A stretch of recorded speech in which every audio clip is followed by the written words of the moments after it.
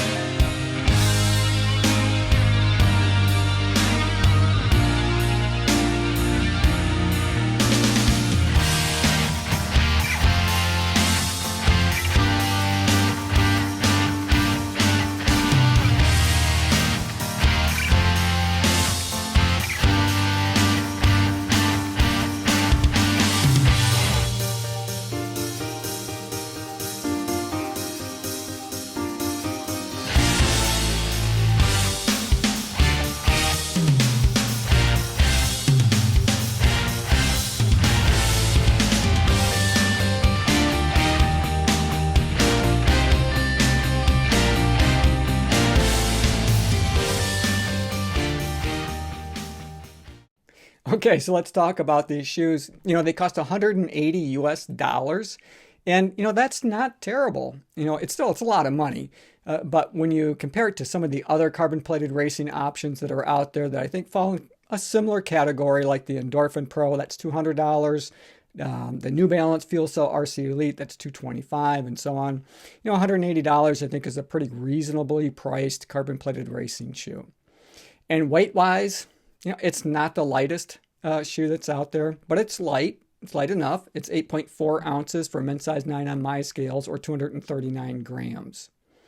On that run sequence that we just watched, I went 9 miles there, and I was doing some speed work. So I ran a mile down to my local elementary school, which was the only place I could find where it wasn't icy. It had been plowed and salted, so I had a relatively decent place to run or to do a little bit of speed work, with a few exceptions here and here that were a little icy that kind of slowed me down. But when you were watching that, you probably noticed that it was pretty wet, and that outsole material did a pretty decent job of making me stick to the road. So I was pleased about that. And we're going to talk more about that when we get to the outsole. But let's just dive right in. And I like to start with the upper. And here there are some things with this upper that I really like, and some things that I don't like about the upper. So I'm hopeful that maybe Hoka will address some of those somewhere down the road. But as we zoom in, we can see that it's a single layer or mono engineered mesh upper. some of the things that I like about it, it's very breathable. This is a similar material, I think, to what they just put on the Rocket X that came out a few months ago, and I love that material on that shoe. It's hard for me to say that it's super cool underfoot right now because everything is super cool underfoot for me right now. In that run, it was 30 degrees, so it was just slightly below freezing when I was out there. So pretty much every shoe is going to feel cool and comfortable underfoot, at that temperature. But if it's similar to the Rocket X, which I think that it is, it's going to be very comfortable in hotter weather as well. So I do like that aspect, about that upper. And then as we pan around the side of the shoe, you can see that they've got a little bit of plastic overlay here. And it's kind of difficult to see or to recognize right off the bat, but they've got this plastic material that kind of comes up. Now it's very light. It's not nearly as pronounced as on the original version of the Carbon X shoe that you can see up on my shoe shelf back here. You see all that orange material there. That's real rubberized material. So it's not as thick or pronounced as that is. But it is there, and I think it helps provide a little bit of structure around that heel counter. One of the things that I don't like about the upper is I get a lot of bunching up in the toe box. And now, I don't know what it is. I don't know, and I get the same type of bunching with other Hoka shoes that have similar style uppers, like in the Rencon and the Rocket X. And that's one of the things I pointed out with that shoe as well. But right at the start of the eyelet chain, it really bunches up. So when I cinch that eyelet chain up to get a nice, snug, secure lockdown feeling across my midfoot, it really pulls that material together, and creates some wrinkles. Now, it didn't affect the performance of the shoe at all. I think probably more aesthetically looking. It just doesn't look great, and I wish that it was, just a little bit more form-fitting, I guess, to my forefoot. So I'm hopeful that, Hoka can address that at some point, down the road. So let's talk about that eyelet chain. A lot like the Rocket X, it's kind of narrow there, and so to cinch it up to get that good lockdown feeling that I like to have across my midfoot, I'm pulling that material pretty darn close together. And you can see, and again, this is pretty much right off my foot, a lot like that shoe. I'm really pulling that material together to get it to feel locked down and secure. But I was able to achieve that. It did feel good and snug across my midfoot, so I didn't have any issues there. It's just, it seems so strange that that material has to be cinched in so closely together to achieve it. Now, the eyelet chain itself is pretty standard.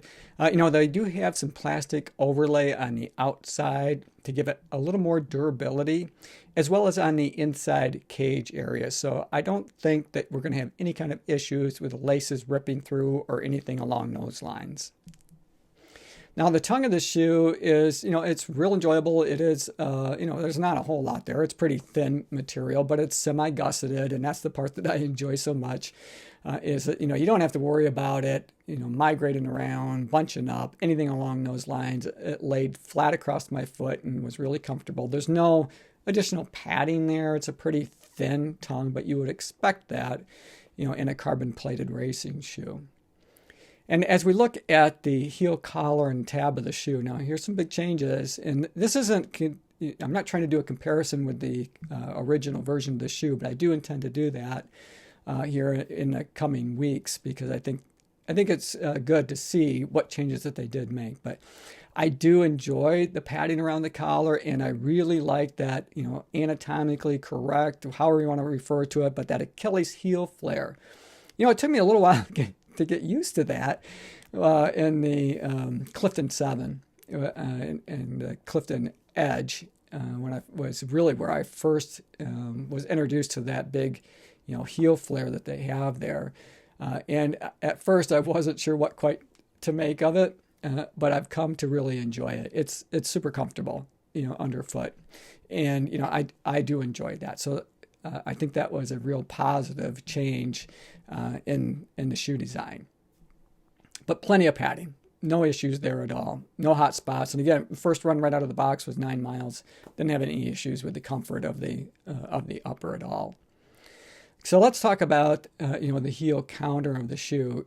And this is a stable shoe. And by stable, I'm typically referring to pronation. And so if you've seen some of my other videos in the past, you know that I tend to overpronate. And so I am very mindful of shoes that amplify that, and I have been in some carbon plated racing shoes that have that impact. But with this shoe, with the Carbon X2, it's really stable underfoot. So I don't have that issue so much of overpronation. In fact, I felt like I could have gone a lot more miles with that than just that 9 miles that I went on that first run experience in these. So really appreciated that. So now let's turn and take a look at that midsole material. Now they have two different foams here. Now that white foam is their ProFly X foam, and I've experienced that in other of the Hoka shoes in the past, like the Elevon and some of the other shoes that are in their ProFly series. And I'm looking forward to trying out the Mach 4 that should be coming out soon. So that too will feature, I'm sure, the ProFly X material midsole. Now you might have noticed right away just how high up that midsole foam comes. It wraps your heel, so it gives you that feeling of sitting in the bucket seat of a racing car that adds to that stability feeling that I mentioned just a minute ago. But it's very soft and cushioned, underfoot, and there's a ton of it. There's 39 millimeter stack height in the heel and a 34 millimeter stack height in the forefoot for a 5 millimeter offset from that heel to the toe. Very responsive, very cushioned. I'm surprised because Hoka has it listed on their website as being responsive. And oftentimes when I see responsive, that's almost code for, you're going to feel a thud when you hit the ground. But that's not the experience you get here at all. There's a lot of cushion. And I think these shoes are going to be well suited for high miles, either a high mile workout or high mileage, races. So, up to and past, a marathon, so very enjoyable, very cushioned, I felt, underfoot, especially compared to the original version of the shoe. But, a part of that is that carbon fiber plate. And, they moved it down. In the original version of the shoe, it was more towards the middle of that foam. But now this sets down between the ProFly X material and then the rubberized foam that they have for their outsole material. And that makes a world of difference. So you've got just a ton more foam that you're basically standing on and landing on without hitting that harder carbon fiber plate that's underfoot. So it's a very aggressive, they have their Metarocker technology. And, I would say this is an early stage aggressive Metarockers technology in this particular shoe. It does give you that feeling of wanting to propel you forward, and I like that. I liked having that bounce. It really felt good. Pretty much, any speed, it felt good. And they've, when you hit the ground, you got tons of energy return. That's just popping you forward. And one of the big changes too in the shoe is the heel design, and they've got kind of this two-prong heel out here in the back. So they've extended their heel. And I think that feels really terrific. There were times when I was out running that, I did land on that heel and, it felt really cushioned and soft. So what's nice about this shoe is I think it's a shoe that is made for every runner. So if you're a heel striker, I think you're going to enjoy the shoe because it's going to feel comfortable and you're going to roll through your gait cycle pretty smoothly. But if you're a midfoot striker, like I strive to be, and like I am most of the time, it feels really comfortable to land on that midfoot and spring forward. But I think, if you're a forefoot striker, you're going to enjoy that as well because you're going to get a lot of pop off the toe from that carbon fiber plate. So I think this is just a very good all around every runner shoe. I think everybody could enjoy running the shoe. And I can't say that about every carbon plated racing shoe that I've had underfoot because some you have to be a forefoot or at least a midfoot, if not forefoot foot striker to get a good amount of comfort and speed and get the all of the benefits of the technology in the shoe. But these I think are, like I said, pretty versatile and will be comfortable for a lot of different running styles underfoot.